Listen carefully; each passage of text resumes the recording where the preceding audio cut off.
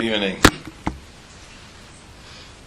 I want to indulge into part 2 of what we began to discuss last week. We're going to try and do it in like somewhat of a new compartment format, so in case anybody didn't hear last week, so we can still get what's going on. God willing, in less than 2 weeks, it's going to be like BaOmer. And we're going to hopefully all celebrate. It's a Yom Tov. We don't say Tachman. It's really a Yom Tov. The Ashkenazic Jewry that is Noeg Minhag Avelis from Pesach until Lag BaOmer. On Lag BaOmer, they can take haircuts and shave. Sfardim have to wait an extra day. But the idea of it, it's a celebration. And tonight I want to discuss a little bit what's behind this celebration. What's the reason for it? What are we doing? Is there anything we can learn from it? What do we gain from it? It's a little bit of a complicated thing because there seems to be many opinions in Chazal and Poskim and Midrashim, and I want to see if we can merge some of this into one. An interesting fact in Shulchan Aruch, it's brought down, halacha, but it's a factual halacha, that the day that Purim comes out, the same day Lag BaOmer is going to be. And we have a simon for that, Peleg. Purim and Lag BaOmer is the same day. Monday night was Purim, Monday night's going to be Lag BaOmer in almost 2 weeks. What is Purim? Where does this come together? Purim, Lag BaOmer, what does one have to do together? They seem to be pretty far away. There are many different versions in Chazal, some that we mentioned last week indirectly, about what exactly happened on Lag BaOmer. Some of them are obvious reasons for celebration, and some are not, and let's go through them. Number one, there is a minority opinion that this is the day that Rav Shimon Bar Yochai passed away. Obviously, if that's the day he passed away, we really have to ask ourselves, so that's not a reason for celebration. If anything, the opposite. It's a reason to mourn. Imagine somebody made a yahrzeit Suda for a father, a mother, whatever, and he brings a 25-piece orchestra and 4 singers and invites everybody, and in the invitation he writes, "Come join the memorial for my father's death. Orchestra, singers, booze, and action." And people are going to say, "This guy's Majnun, something's wrong with him. He doesn't get along with his father." And here, there is an opinion, it is a minority, but there is an opinion, that this is Rav Shimon Bar Yochai's day of death, his yahrzeit. Boom! We go to his caver, and what do? Like big bonfires, like a party. There has to be more to that. More so, we know this is not the way we behaved by other tzaddikim's days of death. For example, in Halacha it's brought down, Zayin Adar, the day of death of Moshe Rabbeinu, the tzaddikim, Anshe Maaseh, whatever, they fast on that day. The opposite of a Yom Tov, it's a very serious day. Fast day. Chaver Kadisha, they fast on that day. Many people fast on that day. So we see that there is, on a tzaddik's yahrzeit, there's not always an Indian to make parties. If anything, it's the opposite. So what's going on here? Question 1. Question 2, I think the Pri Chodesh asks, if I'm not mistaken. The second opinion is the reason why we make a celebration on Lag BaOmer is because this is the day that Talmidei Rabbi Akiva stopped dying. There are 2 problems with this opinion. Problem number 1 is, imagine you lose $1 million a day in business. And today, you stopped losing $1 million a day. You're going to make a big celebration? Yay, I stopped losing money? No. If you make back the money you lost, so maybe then you'll make the celebration. But, okay, so tragedy stopped. So that's a reason to stop crying. That's not a reason to begin celebrating. Number 1. Number 2, there are, out of the 33 days, there are 9 days that we don't say Tachna. And there's a Chazal there's a member in Chazal that says, it's brought down the Poskim, that we subtract 9 from 33, we're left with 24. Rabbi Akiva had 24,000 students that passed away, and the way they passed away was 1,000 students a day. Subtracting the 9 first days that we don't say Tachnan, leaving the 24, 1,000 a day, would mean, by default, that on Lag BaOmer, 1,000 students died. So Motzei Lag BaOmer, the students stopped dying, but on Lag BaOmer, they actually died. That's even a bigger question. So if anything, if we're already making this celebration, because Talmidei Rabbi Akiva stopped dying, so we should do it the next day, not Lag BaOmer.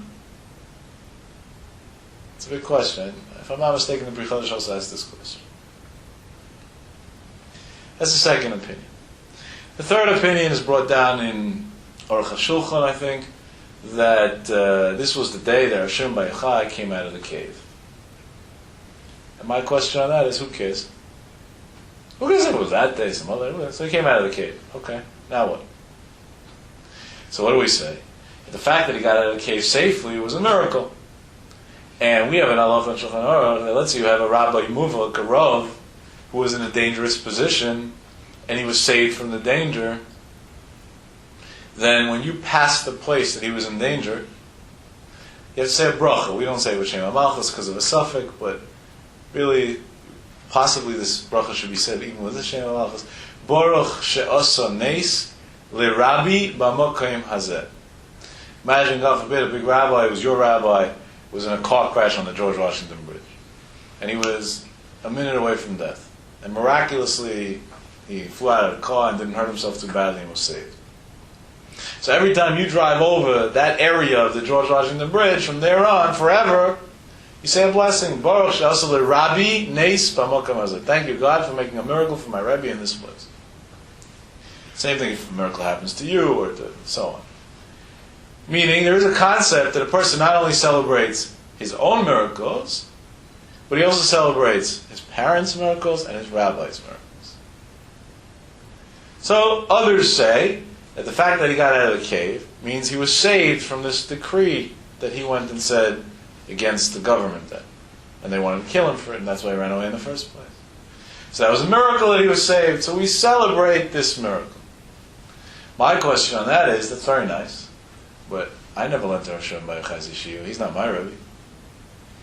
So maybe it's a result of a result of a result of students, fine, but he's still not my Rebbe.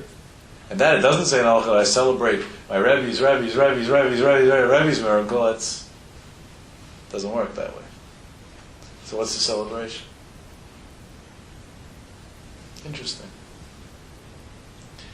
There are other opinions too, but these are some of the bigger ones. The other famous opinion, and this is the easiest to understand, is what the Zohar itself says. The Zohar is either an Idra Rabbah or Idra Zutra, depending on the Girsa of Zohar that you have. In some Zohars, that this segment was placed in Pashas Nasa, and then it would be in the second Idra. In others, it was in the first. But either way, it's a Zohar. The Zohar says that on Lag BaOmer, Hashem Bar Yochai went and taught the Jewish nation the hidden parts of the Torah. Not only did he teach them the hidden parts of the Torah, the Kabbalah, Soid, but he also called his Talmud, his biggest Talmud, and he told them, even though this is Torah Sheba'al Peh, and really Torah Sheba'al Peh means by heart, so it should be passed on generation to generation by heart, I'm advising you to write it down, and that's how the Zohar came to the face of the earth. And it says there, it was a big miracle, and in one day, this student was able to write the entire Zohar, which is a masterpiece of work that should have taken years and years and years. So we are celebrating the fact that we received Torah, this part of Torah Sheba'al Peh, Soid, the hidden part of the Torah. Right, that makes sense. Celebration for accepting Torah. Reasonable. What's really going on here? There's obviously so much more to Lag BaOmer than all this. In order to understand this, I want to go through a little bit of a journey in life. I want to take two incidents, separate stories. Each one has a lesson too. And really, honestly, the explanations and all is just the educational part of the stories. But my punchline in tonight's class is these two stories, because I think it's so much to take home from this. Story one. The young boy grows up in Israel, a non-religious kid, goes through the tzava, the army, and after the army does what most Israeli kids do, they go to find themselves. They go tour the world a little bit. This guy was raised with a certain hate to religious Jews. So when he's going on his journey around the world, his criteria, the places he's looking to go to, are places that there are no religious Jews.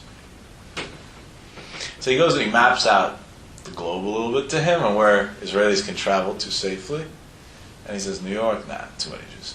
This one, every place, Toronto, there's a religious community there too. And one after another, he's knocking them off. No. Okay, he's running out of options. And then he says to himself, Latin America, there are not that many religious Jews. And up until 5 years ago, there weren't. Okay. So he's going to Latin America on a trip. How long is this trip going to be? As long as it takes. How's he getting around? So he does what a lot of Israelis do. Backpacking. In reality, what that means is you put your life in a knapsack, or something a little bigger than a knapsack, a little sleeping bag and some dried meat and some water and whatever else is like the bare necessities. And you backpack, you wear this thing during the day, and you go walking from place to place, or mountain to mountain, or depending where you're going to. And at night, you set camp, you open up your little thing wherever you can find a quiet, safe place, preferably do this with others so you can protect each other. And that's it. You eat whatever the food that you have is, and the rest you leave. There's a guide of leaves and branches and other things that are edible. These guys don't keep kosher, most of them, so they can eat some other exciting things, snails, worms, whatever, I don't know what else they eat. A lot of disgusting food, and you survive that way. And this is supposed to be, I never did it, I never will, God willing, but this is supposed to be, they consider this the greatest pleasure in life. To each his own. So this guy's going backpacking place to place. One day, he gets to Chile. And Chile is a mountain, a very famous place happens to be, that he decides he's backpacking up the mountain. And when he gets to the top, this is like as nice as you get in Latin America. He's going to stay there for a few days to absorb the moment, to live what he's seeing over there. He'll connect with the beauty of nature, and he moves on. Okay. So he starts going on the mountain, he goes, he gets to the top of the mountain, relatively quickly, good weather, sits on top of the mountain, and he's on top of the world. There's a big problem with being on top of the world. There's only one way from there, and that's down. When you're on the bottom, there's a hope, you can go up. When you're on the top, there's no hope, you only go down. Okay, but this is his dream. This is what he ran away from Israel from. He ran away from Orthodox Jews for. This is it. This is where it's happening. So he sits and he looks. No, and how many hours could you look at trees already, right? Okay, but still, this is what he came for. Ah, beautiful. While this guy is sitting there, at a certain point he's hungry, opens up his little knapsack, and he pulls out his dried salami, and he starts slicing it and preparing his meal. A few crackers, he's about to eat. Takes 2 crackers, puts a piece of salami in, and brings it closer to his mouth, and he feels a hand on the back of his neck. He turns up and he looks behind him, he gets scared what's going on here. He's alone on top of a mountain, there shouldn't be no hands here. And he gets the biggest zets he could possibly get, an Orthodox Jew. And his first response to this guy is, "What are you doing here?" So he says, "The same thing you are." He says, "What does that mean?" He says, "I'm backpacking just like you are. You're the only one. You own the mountain. What, I can't do it? I'm doing the same thing." So the guy says, "Okay." And he says, "Well, why are you grabbing me? That's rude. You should say hello first, this and that." So he says, "No, I was trying to stop you." He says, "Stop me from what?" He says, "Stop you from eating." He says, "Why would you want to stop me from eating?" So he says, "Hayom Tisha B'Av. Today's Tisha B'Av. Asur le'echol. You're not allowed to eat." This poor guy ran away from the Haredi Jews because he wanted nothing to do with them. And on top of a mountain in Chile, he gets a guy who's not only a Haredi Jew, but he's already, the first hello he's telling him is stop eating. He's bossing him around already, and nobody likes to be bossed around. Definitely not on top of a mountain in Chile. Alright? So he tells him, "Mazat Tisha B'Av, what's Tisha B'Av? Leave me alone, I'm not interested in these things." And he starts explaining him. There was a temple that was built, and later on the Jews sinned. They did many sins. Amongst them, they hated each other. They didn't get along. And God destroys the temple. And when God destroys the temple, we mourn until today. And today is the day of mourning for that temple's destruction. His poor kid was raised on that his mother's a monkey and his father's a monkey, and he goes to the safari every year to do Adat B'nai Zaken and whatever. And what did he know? It's just that. He didn't know these things. So this was interesting to him. Everybody wants to hear something new. It was exciting. So he starts listening. Tell me more, tell me more, tell me more. And there on top of the mountain in Chile, this guy keeps him busy and busy and busy telling him stories and telling him, teaching him, till sunset. Sunset, he looks at him and says, now you can eat your crackers. Tisha B'Av's over. 2-3 days they spend together, and then they part, each one in his own way. This guy comes back to Israel, and he's curious to learn more about what he just heard on top of the mountain. So he goes online and starts putting in the concepts that he learns and Googles and searches, and he finds whatever it is.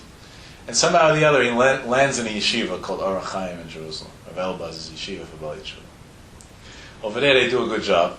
They teach you well quickly. And he learned.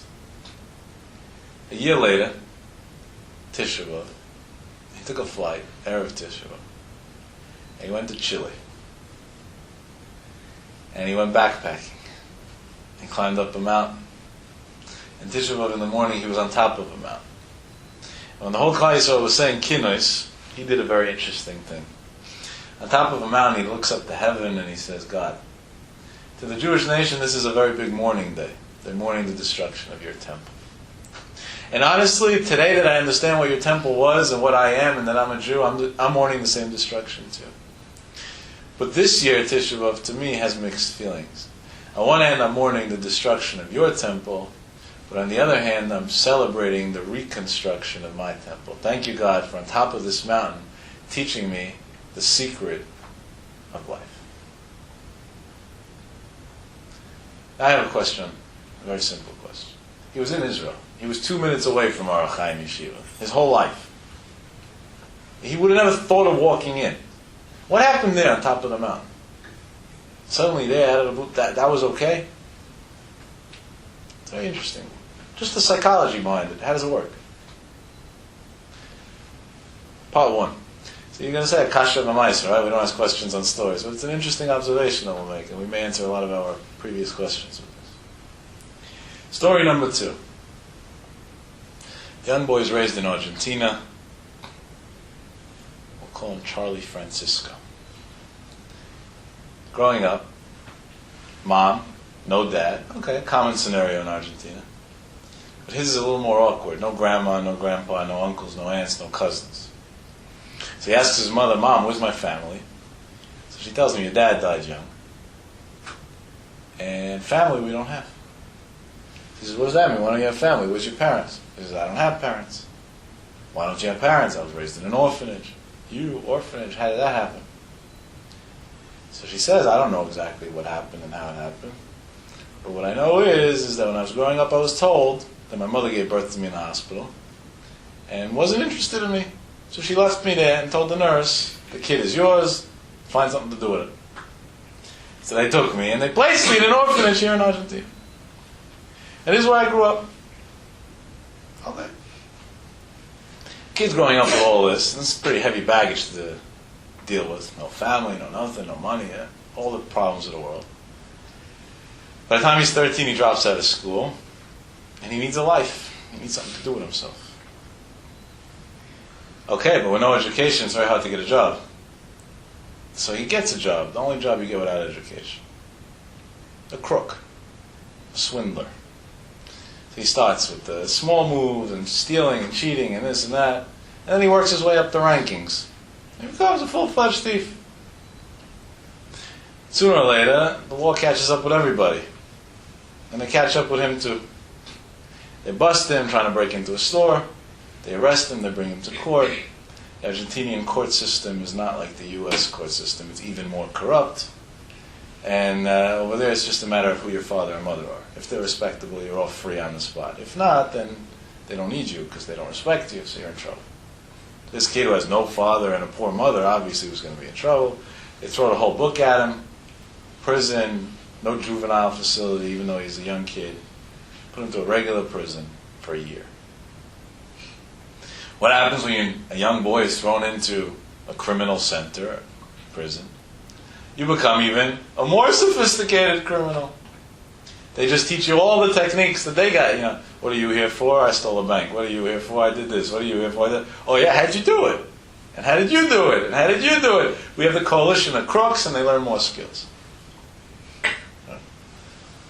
I once asked the principal, some schools believe in detention. If you don't behave in class, so after school you got to stay an extra hour. And who's staying in that room? All the kids that got into trouble. So I asked the principal, what are we going to benefit? We take all the troublemakers and have them brainstorm for another hour how to get into more trouble tomorrow? Just never made sense to me, the idea. So if anything, maybe they should get early going home or something, because they can't deal with school that day, so whatever. Innocent question. Same thing with the prison system. Nobody comes out of prison better. Statistically, the U.S. government says you come out of prison, within 2 years you're back again. You don't learn your lesson, you learn to become worse of a person. And exactly that happens to this kid.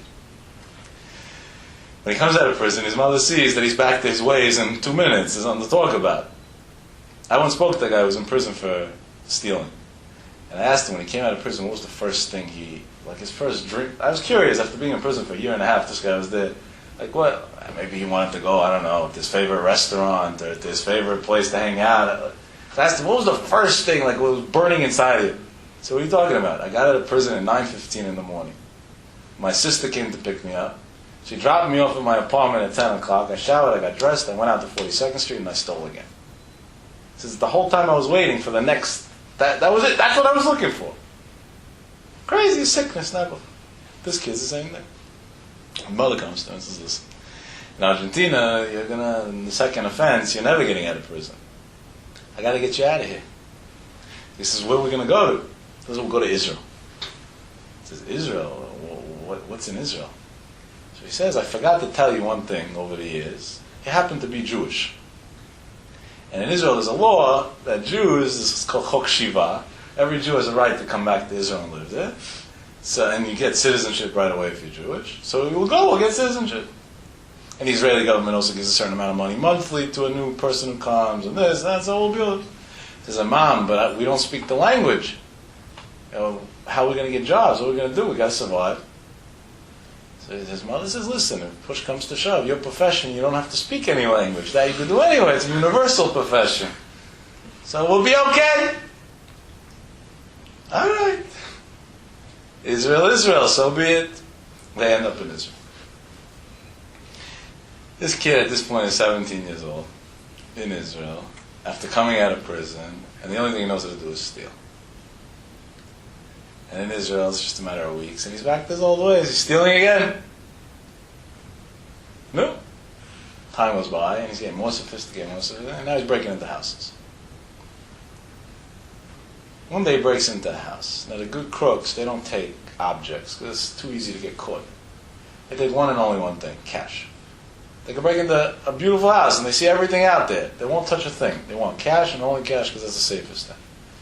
He's going into houses looking for cash, whether it's large amounts, small amounts, it's all a profit, and out. Quick in, quick out.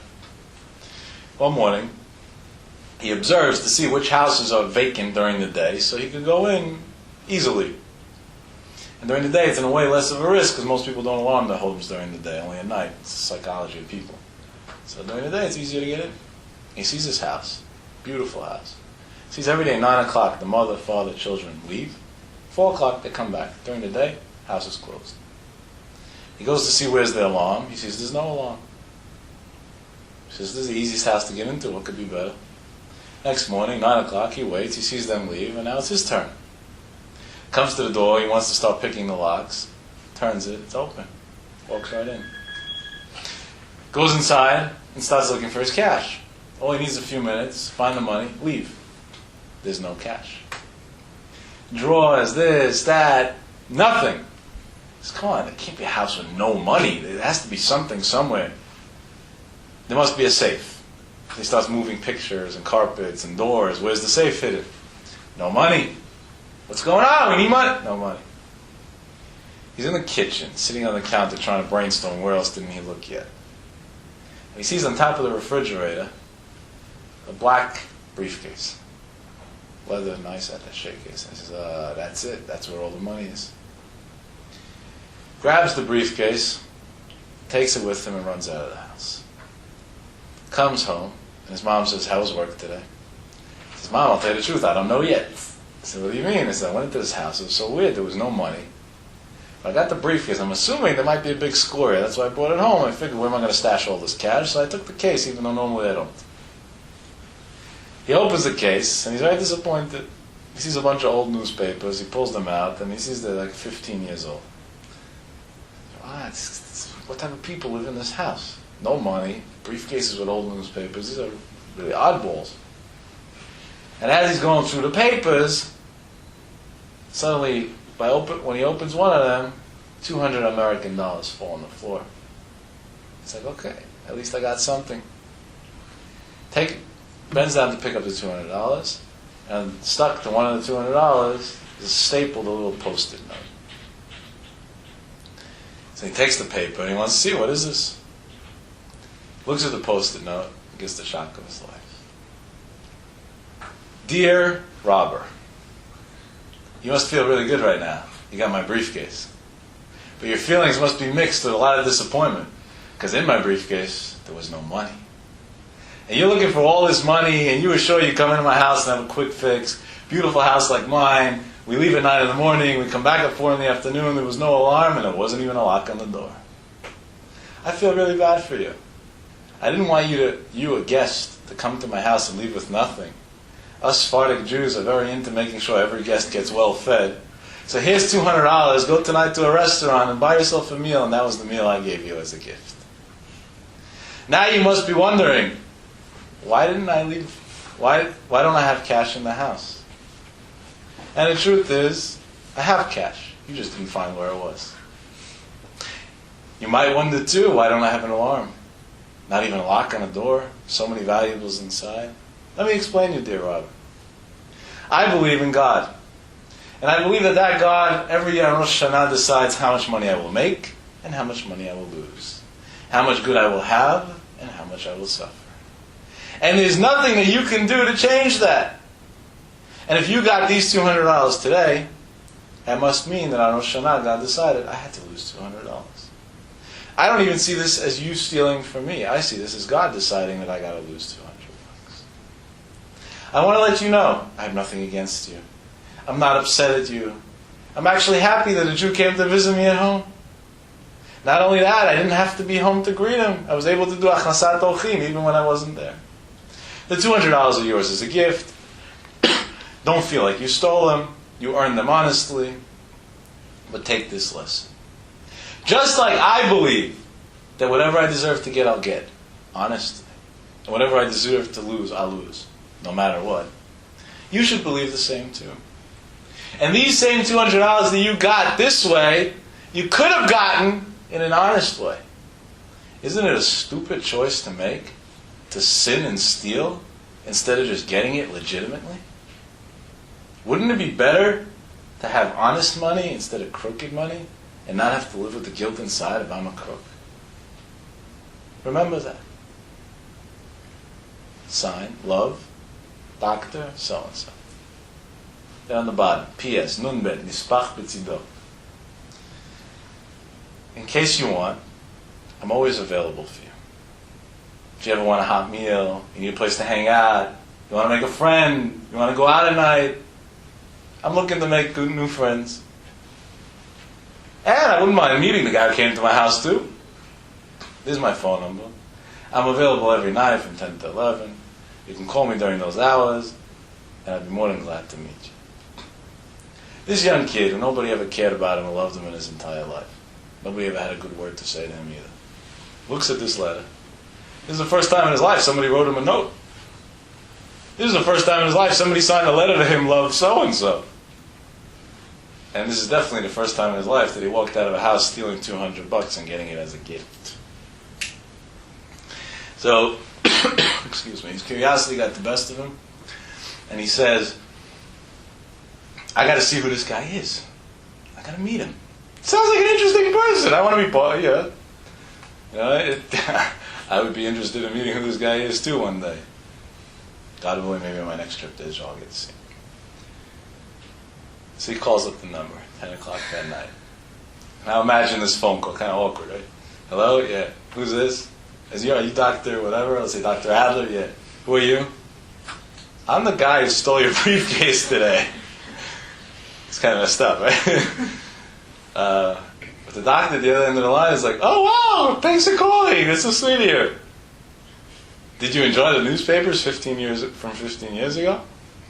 So he says, what's up with that? Would you collect newspapers? He says, no, I just took the newspapers that day and stuck them in. That briefcase is sitting there for 15 years. 15 years, nobody came to steal it. He says, oh, all right. And then he says, why'd you call? He says, you wrote in your letter that you'd be my friend. And he's like, yeah, sure, I'd be a friend. Why don't you come over? So when should I come over? He says, come over tomorrow night for dinner. What time? 5 o'clock. Okay. Good enough. Next day, 5 o'clock, goes back to the same house. He's familiar with the neighborhood. And of course he brings the $200 with him because he feels kind of embarrassed. Knocks on the door, doctor opens. Hey, yeah, I'm the visitor. And then he sticks out $200 and he says, doctor, I feel bad. Here's your briefcase, here's the $200. He says, didn't you read my letter? It's yours, it's a gift. You should have used it last night already for dinner. Yeah, but I felt bad. It's yours, it's not mine. I don't want it back. And he sits him down in the dining room, serves him dinner, and they start schmoozing. And he asks the $1 million question, what brings you, a young boy, with a broken Hebrew, into my house on a Monday afternoon? And the kid spills out his life story. I was raised with a mom who was semi-dysfunctional, no money at home, no father, no family. Society threw me out. At a very young age, I landed in prison. I got every bad break possible to get throughout my life. I got ups, I got downs. I hate myself, society, and everything that has to do with it. All right? I took up stealing as a profession because I know nothing else. This is all I know. And it's not bad. You make pretty good money once in a while, Sometimes you got to stay overtime and work, like a year in prison. But other than that, more or less it works out. It's okay. And the best thing is I'm my own boss. I make my own hours. Okay. He says, but your letter kind of threw me off. What's up with this whole God thing, deciding what's going to be, what's not going to be? How does that work? He starts explaining him. And as they become even closer, he invites him again the next day for dinner. And this kid finally finds a home. And every kid needs a home. And when there's somewhere we feel at home, we go. So he goes back. Second night, they're talking now, they're a little closer, so the doctor starts asking more personal questions. Why don't you have any family? And he tells him, I'll tell you the truth. My mom tells me a story that her mom had no interest in her. She was left in the hospital alone, and they put her in an orphanage, and that's how we came to this point. Okay? He says, how old's your mom? 50 years old. You happen to know her birthday? No, but you could ask her if you want. Okay. What's your mom's phone number? Gives him a phone number. Dr. Adler picks up the phone, calls up, a woman picks up on the line. Hello? Yeah, who is this? Dr. Adler. Who are you, Dr. Adler? Oh, I just befriended your son. Your son came to steal from me. You're such a wonderful child. He's so sweet. I really like him so much. He's unbelievable. You should be proud of what you raised. Now the mother's just like flipping out. This is a setup or something. And he's like, okay, doctor, let's get to the point. What do you want from me? So the doctor tells her, what's your birthday? She says, why do you care? He says, oh, yeah, maybe I'll send you a birthday gift or something. January 21st. What year were you born? 1950. Interesting. Can I ask you for a favor, Mrs. Francisco? She says, sure. Just tomorrow when your son comes back for dinner, would you mind joining too? I'd love to get to meet you. I'll think about it. She hangs up. That night her son comes home and she tells him, listen, I don't mind going, but maybe this is a setup. Maybe they just want to get us arrested or something. This is weird. These things don't happen in the real world. And her son says, listen, Mom, I've been by him 2 nights. He looks pretty innocent. He might be a little odd, but other than that, he's okay. What do we have to lose? Let's go. She comes with him. We're sitting down by dinner, and in the middle of dinner, this gentleman goes to the basement of his house, which is an additional apartment, calls a woman, brings her upstairs, sits her down at the table. She's an elderly woman. And he looks at this woman, and he introduces her. And he says, "This is my mother." And he looks at them and says, "These are my new friends." And he says, "Mom," doctor talking to his mother, "tell me again that story that you told me many times. What happened to you back at home in Argentina?" So he said, "Which story?" She said, "You know, the story that you always cry about." He says, "Yeah, it was 1949. I got pregnant. 9 months later, January 21st, 1950, I went into the hospital. I gave birth to a baby girl. A few hours later, I didn't feel well. I went unconscious. I woke up 3 months later. The first thing I asked for was to see my kid. And they told me my daughter died. I asked them where she's buried, because I wanted to go to the grave, and they said they don't remember. I asked for a death certificate. They couldn't allocate one. And the mother starts crying and says, "Until today, I believe they stole my child." Mother says, again, the son says, again, "Mom, what was the date that you gave birth?" January 21st. What year? 1950. Where? Argentina. Which hospital? She says the name. Do you happen to remember the maiden name that you went by at that point, or the name you went by at that point in Argentina? She says, "Yes." He said, "What was that name?" It was Francisco. He said, "Mom, meet your daughter. Girl, meet your mother." I said, "What?" She says, "Yeah, let me tell you a story, Mom. This kid came to steal my house. We became friends. I brought his mother over for dinner. She told me her birthday. She told me where she was born. The kid told me she has no mother because they said the mother left her in the hospital. They know they're Jewish. Birth certificate says the hospital she was born in. It says the same hospital. It's your daughter." They meet each other. Later on, they do a DNA test to verify 100%, and it's her daughter. Pause. Now let's go back to the beginning of the story. This kid went to steal an evil action. This guy should have prosecuted a thief. Right? That's what we do today. You did something wrong to me. I'm going to get you back. And we have all the justifications. We've got to teach him. He should never do it again. We're going to educate the world. We became supermen. We're going to correct everything in society. But instead he chose to save a Jewish soul. He wrote him a letter. That letter had no threats, no guilt trips, no anger, no hate. It was pure love. There's a better way to do life. Love, Dr. Adler. Brought the kid into his house. Right? What's more dangerous than that? You know he's prone to stealing. What are you bringing him into your house for? Takes a thief, a crook, brings him right into his house. Takes care of him. You know what love you have to have for Jews to do such a thing? And God pays him back, not $200. His sister and his nephew. $200 is a cheap price to pay for that, right? Stories like this we don't hear every day. But it's a true story. What we see in this piece is two things. Number one, and this is my message lately a lot, especially the youngsters. It's an old saying, others made a song out of it, what goes around comes around. And that is so true. One of the old Rebbes once said, what you do good for yourself. What you do bad for yourself. The only one affected by your actions down the line is yourself. The rest is just details along the way. But then, there's a much deeper part of this. When you do what's right, even though it's against the rationale, and against the logic, and against what everybody else says is to do.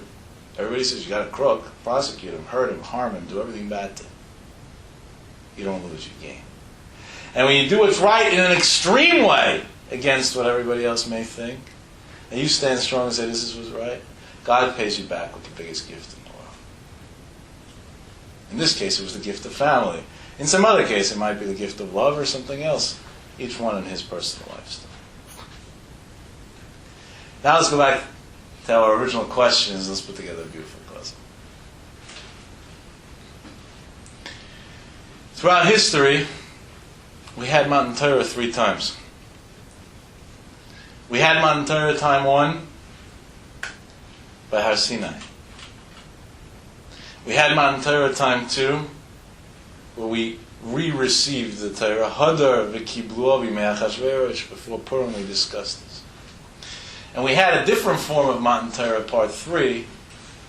That was when Rav Shimon Bar Yochai gave us the Soides HaTorah, this part of the Torah that was never given before. The day this happened was Lag BaOmer. Now let's see, how Lag BaOmer links directly to the other two. Lag BaOmer, we started off, and halacha it says comes out the same day as Purim.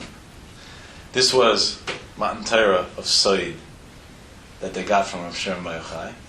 And Matan Torah on Purim was Kabbalas HaTorah once again, me'ahava, not out of fear like Kafar Aleim Harkigigas, but rather out of love, they accepted it willingly. Comes Rav Shimon Bar Yochai and says, not only am I giving you the hidden part of the Torah, I want you to make a celebration out of it. Because I want this Torah to be Torah that's transferred to you like the Kabbalas HaTorah of Purim. Kabbalas HaTorah of love, of dancing, of song. That's the Kabbalas HaTorah that will last. Interesting. Based on this, I'm thinking now this is a little bit touchy, but we got to add some controversy into this. There's a famous story that's brought down in many of the places. It was an old argument. This argument goes on for years and years, backdated before the Chassam Sofer, whether one should or should not go to Miron on Lag BaOmer. And here's the argument. The ones that say should, for obvious reasons, Rav Shimon Bar Yochai, nothing holier in the world than that right now. Maybe the Kaisel, but other than that, this is the second to holiest place. Others say don't go. Why not? Because they make a big party and a big festivity, and sadly enough, not everybody who goes there is a tzaddik in Yirei Shamayim. Many are far from it. So when those type of people go up, and there's no Yirei Shamayim, so festivities many times bring to different activities that are not 100% kosher according to the guidelines, it seems. And even though we, God forbid, would never join such a thing, but what do we have to see it for at all? Just stay away. Many great rabbis said, they didn't say, but they were neutral, like they didn't promote, go. Many great rabbis pushed the strongest way, go to Rav Shimon Bar Yochai. There's a famous story that's brought down in the Poskim. That there was once a rabbi, this goes back, I think, close to 200 years, who's heard what goes on Lag BaOmer Miron, and he got extremely upset that this is what's going on, he can't do it. And he put up signs and gave a psak halacha, nobody's allowed to go to Miron, because the place of pritzos and hoilulus and whatever, and don't go. And the night of Lag BaOmer, Rav Shimon Bar Yochai came to him in a dream and told him, you try to take away my simcha. Because of that, you're not going to live. And the next day he died. This story, to me, honestly, it was one of the biggest mysteries in the world. By the way, because of this story, from about then on, there were no rabbis that said, don't go. Because they were always scared of this problem. They're petrified. Nobody's going to take a risk to do that. I remember when I was young, I was in school, my parents were going like BaOmer to Miron, they wanted to take me. I went to my principal to get permission. And my principal said, you can't miss school. So I told him, can we learn together tonight, Chavrusa? So he said, sure. So I brought, this is a rabbi, I brought this sefer that had this story in it. I said, I want to learn this sefer. Can you explain to me what this means? You could imagine I was in Miron that year. But no, really, since then, even those that are not big fans of it, and I happen to be one of the greatest fans of this in the world, but some people are not. They won't say, don't go. They're scared because, we don't take risks like this. Dreams, this, that. We don't want to have to experience it to validate if it's true or not. Validate it if it's true. But this story, honestly, doesn't really make much sense. Because what do you mean? The rabbi had a valid point. Today, Baruch Hashem, there's Mahadran and this, they put Mechitza. It's a different story. It's not like it was. But years ago, it was a little sticky to be there. It's hot in Israel now. It's summertime. People don't dress properly. It doesn't... you're taking away my simcha. This is Rav Shimon Bar Yochai's simcha, that they're doing things like this. It's not his simcha. He's sick over it. The Zohar says the strongest words in the world against places of pizzas. How do you explain such a story? So, over the years, I asked many Rabbanim and many poskim, and they all answer me the same thing. From stories of dreams, A, we don't learn halachas, and B, you can't explain these type of things. Okay, but what should I do? I'm a person who needs explanation. And I'm going to give you my little twist on it, which may or may not be right. I don't know for sure. I'm just thinking this now. Possibly, Rav Shimon Bar Yochai meant to tell that rabbi was, is at the end of the day, maybe they're doing things that are not 100%, but where are they coming to do them? by me. Why are they coming to me? What is this day? This is the day of them accepting Torah joyously, not just Torah joyously.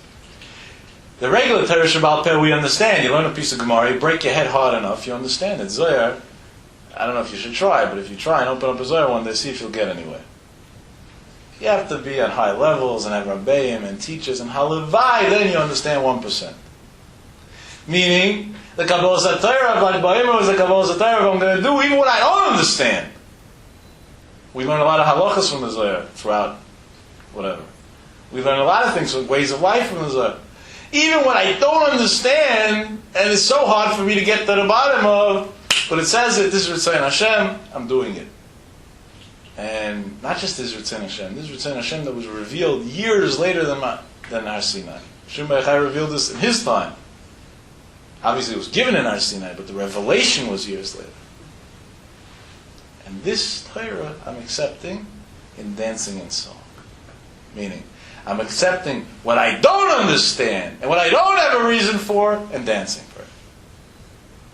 A simcha like that is the security of me and you staying from today.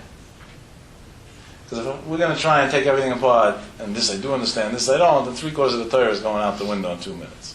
Because in our narrow minds, we don't always understand things properly. But when we learn through love, which is the most powerful tool of transmission of something, the message of Torah's Hasoid, of there are reasons, but they're hidden right now. But accept it anyway and go with it. That's when we get to a higher level in greatness. And that's why, just like Purim was Kabbalah Sater Mahava, this is also Kabbalah Sater Mahava. They come out on the same day of the week to resemble each other. But now let's take it a step further. It's brought down in this forum that the day the Mun started coming down, well, the first day they had Mun was like BaOmer. What does this have to do with anything? So it says in Shav Shmaitza, in the Akdama, and I think letter Zion, that the reason why they got Mun before they got the Torah, number one, there's a resemblance in that in Pirkei Avos, they in Kemach and Torah, you need food in order to be able to learn, fine. But there was a much deeper reason. Mun was Moitzi Lechem Min Hashamayim, was 100% spiritual food. Comes Hashem and says, you want to be Mekabel my Torah, you have to be on a high level. When your body is filled with Taivas and Elam Hazeh and this and all these things, Kabbalah Torah doesn't go so easy. So he gave them spiritual food. And after they were filled with spirituality, spiritual food, then they were ready to accept the Torah. By the way, it's brought down in Zohar, and the Arizal says in much stronger words, that Kabbalah Torah is not only the 2 days of Shavuos or the 1 day of Shavuos. Kabbalah Torah is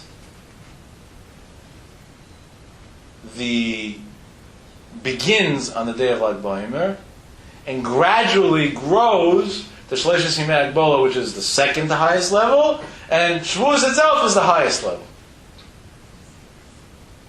Based on this Mun situation, we understand it well. The preparation of building spirituality is like BaOmer.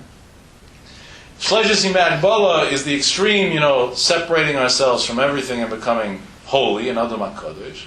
And then Kabbalah Torah we accept it. Now we understand the beautiful thing.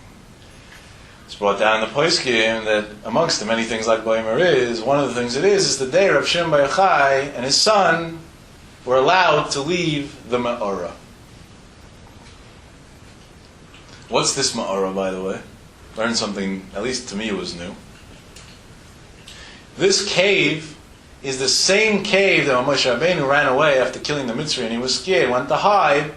Moshe Rabbeinu hid in this cave. And years later, Rav Shimon Bar Yochai and his son hid in the same cave too. Moshe Rabbeinu was the Mekabelis HaTorah, and Har Sinai gave the Torah. Rav Shimon Bar Yochai was the one who finished that job, who exposed the hidden part of the Torah later on. They both got their knowledge, their high level of spirituality, their growth, by separation, seclusion from Taivas Elam Hazeh, in a cave which happened to be the same. Now, one of the reasons it's brought down and we celebrate like BaOmer is because this is the day Hashem Bar Yochai came out of the cave. What does that have to do with anything? Who cares, right? The answer is very simple. The cave was the beginning of a process A process that led to years later that he was able to be on the level of revealing the hidden secrets of the Torah. So that's where his growth was. That's his celebration, just like a graduation party.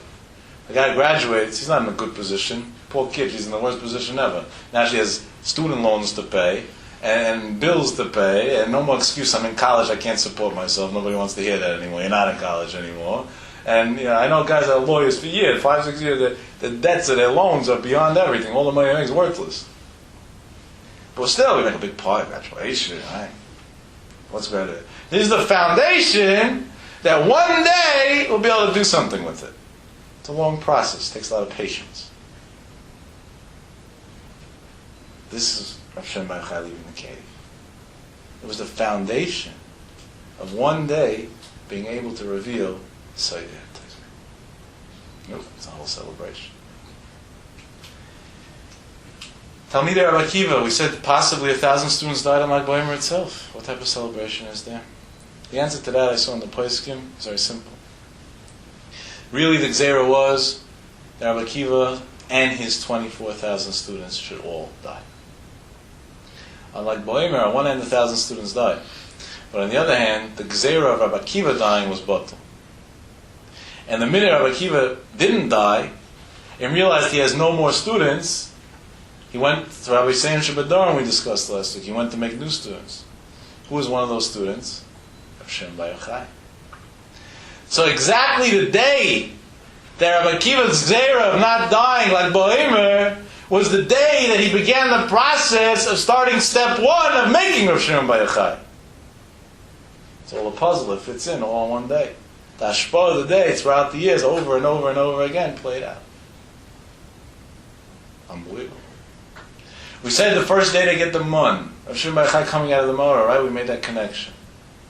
Mun was lachim min hashamayim. Rav Shem Bar Yochai in the Maorah, Hashem made him a nes. What was the nes? They made a little thing with water and a boxer tree. This year, Tu B'Shvat, decided that, it was Syrian, we have a custom to eat 30 different types of fruit. Sometimes it's hard to get such a high number. So one of the things I told him to buy me was boxer. I said, for once and for all, I want to know what boxer tastes like. I don't know if any of you tasted it, but honestly, I think it was a bracha levatolo what I said on it. It was so disgusting. It wasn't edible, was it?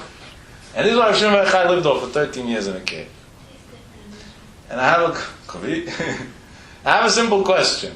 There was no boxer tree there. So Hashem made him a miracle, right? So if Hashem's already making him a miracle, why do you have to put a boxer tree? Couldn't put the sushi bar? Really? Should have put some chink over there to roll that. Some Japanese guy with a hat and a roll. And it's over. With some spicy tuna and this. It'll be good stuff. Okay, so maybe he didn't like raw fish. So Godzilla roll. But something good. What? Boxer. You're already making a miracle. Hashem already made a miracle. He made Amos Hamayim. Couldn't give him like a nice Chardonnay. Something good to drink. Maybe some high-end scotch. What, water? Doesn't make sense. And more than that, we know Hashem is a toiv. He's a rachum. And if he's already doing a nes, he does the nes all the way. And here he did not do the nes all the way. He made a big nes. Kav charuvim or whatever. But eitz charuvim. But I should have done it all the way. Give him something good. It's a big question. And the answer is the question. HaKadosh Baruch Hu knew. And just like Moshe Rabbeinu went up to Shamayim to bring the Torah 40 days, Lechem lo achalti umayim lo shasisi, I was without anything. I detached myself from all the physical parts of the world to get the Torah. Just like later on, Klal Yisrael went and accepted the mun.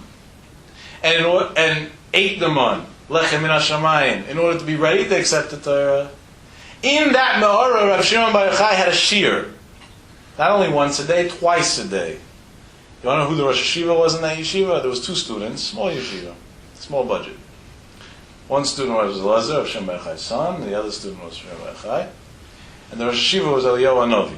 That's what it says in Tanakh Eliyahu. Eliyahu Hanavi would come twice a day and give him a shiur in Teres HaSoid. That's where they learned the Teres HaSoid from. In order for him to be the Mekabelis Teres HaSoid, and later on the one who transmits it, he has to know how to live in a situation where he has nothing. He's scared of his own life. He lost his own family. He has no food. He's eating baksa, drinking water, has no clothing. And like that, you can be a Mekabelis HaTorah. But without that, you're not Makabel Satar. Exactly the question, that's the answer. But now we got a little conflict in information that I want to clarify. And where this will end, because it's late. We've discussed almost a year ago that the greatest level we get to on the face of this earth is taking physical things and making them spiritual. And we were put into a world not to throw away enjoyment, but rather to use it. But to use it in a kosher way. Right? Yerushalmi and Shabbos that we quoted. Asid Adam Lite Nesadin. One day we will give judgment. Al Kol Davar Shera Bo'elam Hazev Le'inena V'heter. And everything that we've seen in this world and didn't have pleasure from.